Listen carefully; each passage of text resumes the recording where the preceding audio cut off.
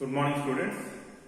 In the last class of chapter Diversity in Living Organisms, we have learned that there are different types of characteristics that are present in different living organisms, and all these different living organisms have evolved over a long period of time by evolutionary process.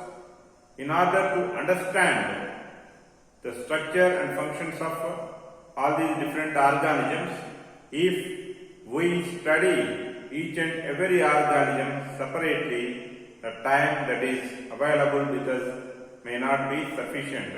May not be sufficient, it cannot be sufficient. So, in order to make our process of understanding about the structure and functioning of these different organisms, we have to classify the living organisms into different groups. Okay, right. And for that, what we are going to consider? We are going to consider the characteristics of the living organisms by comparing the similarities and the differences among the organisms in their characteristics. We can make organisms into different groups. But can we arrange the characteristics of living organisms in a random manner or in an orderly manner? We have to arrange the characteristics of the living organisms in an orderly manner or in a hierarchical manner. Then only we can classify the organisms in the hierarchical manner or in orderly arranged manner. What is this hierarchy of characteristics that is used in the classification of organisms?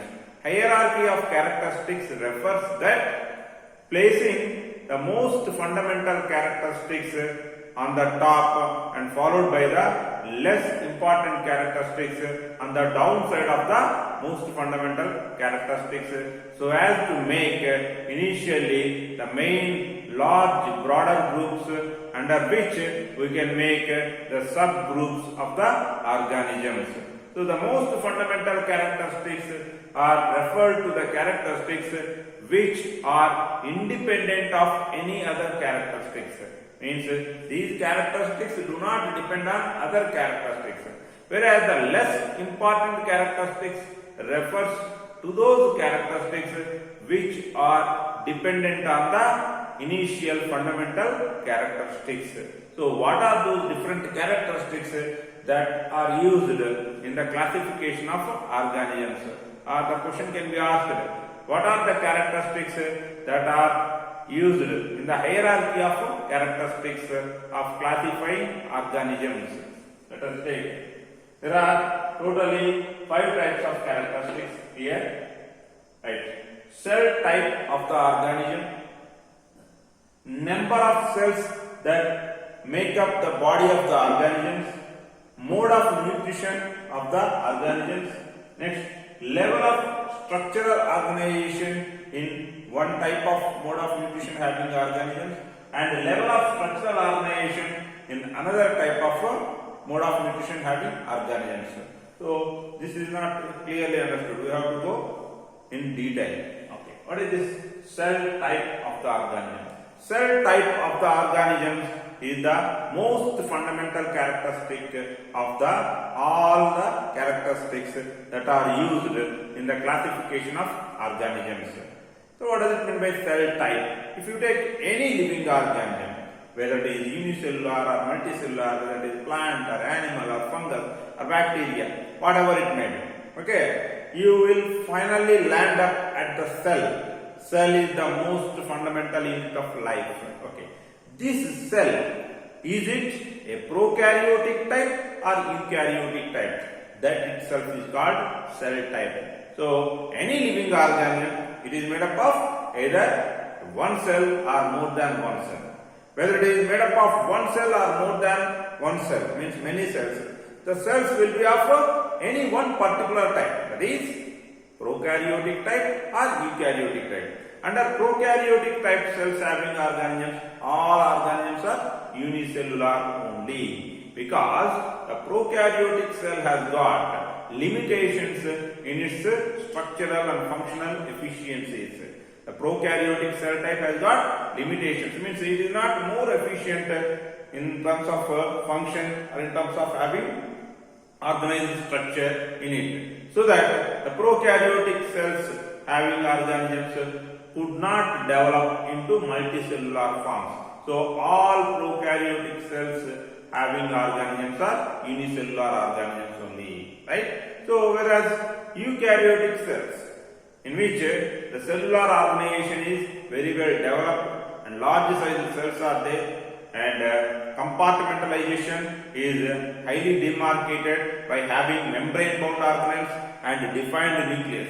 All these things are absent in the case of prokaryotic cells, whereas the membrane bound organelles, defined nucleus, all these things are present in the case of eukaryotic cell. So with the more efficient structural organization and more efficient functional capacity, the eukaryotic cells could form from unicellular forms to multicellular levels. Okay, so that is what we are going to discuss. Number of cells that build the body of the organism. So once after we decide whether the cell type is prokaryotic or eukaryotic, if you say the cell type is prokaryotic, there is no doubt that the organism is compulsorily unicellular organism only. There is no question of having multicellular organisms under prokaryotes. Whereas when it comes to eukaryotes, always there is a doubt whether that organism is of a unicellular type or of multicellular type. Okay, so that is what, whether the organism body is made up of one cell or more than one cell, right?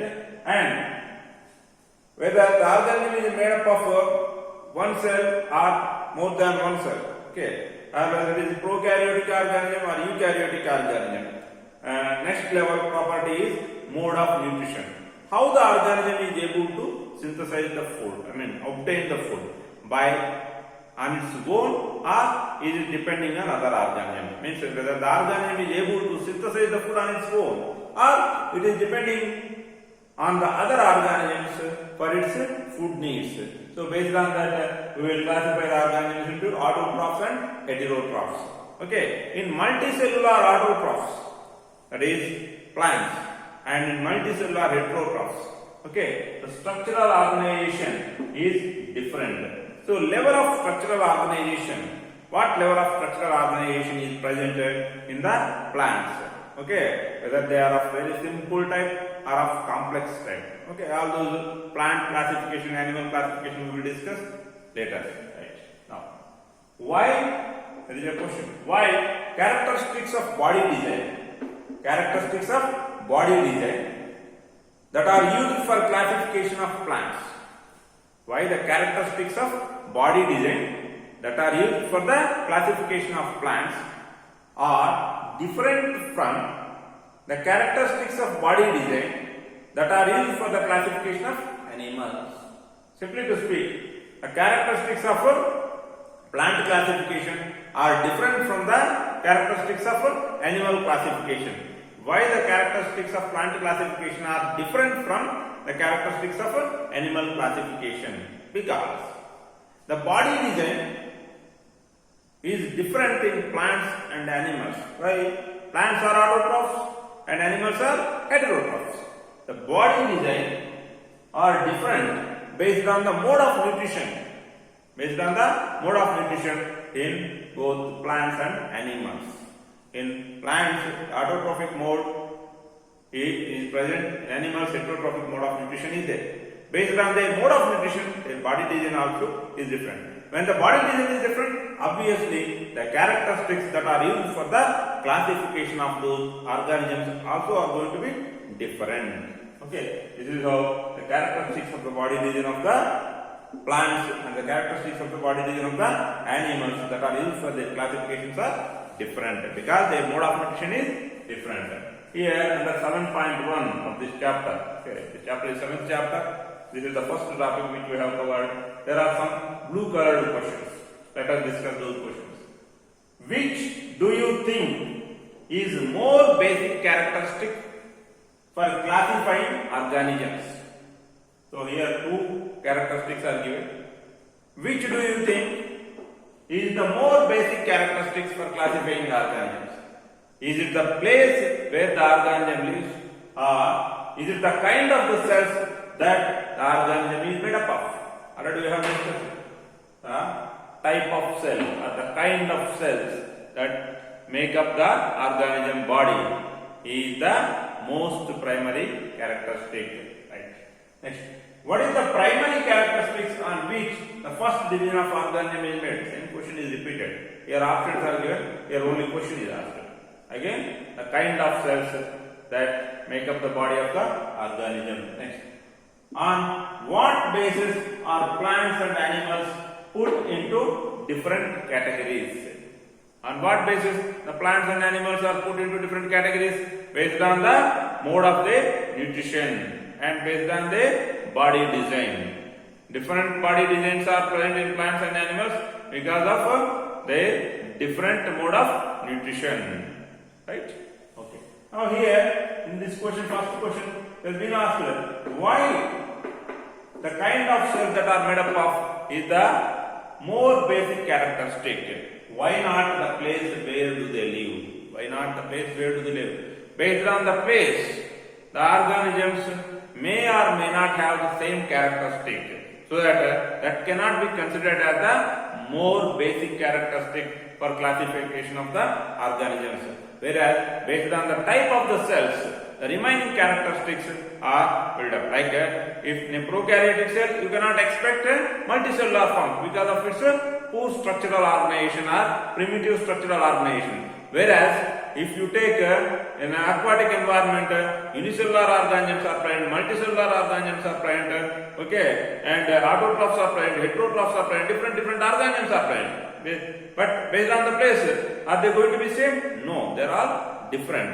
Whereas if you take a prokaryotic form, you cannot expect any multicellular forms because it is the type of the cell that is deciding the next level, whether it can go to the multicellular forms or not. If it is a prokaryotic type, it can never go to the level of multicellular forms. If it is eukaryotic type, then both unicellular forms are present as well as the unicellular eukaryotes can develop into multicellular forms. Right? So this is what the characteristics of the organisms that are used in the hierarchy of classification of organisms. Thank you.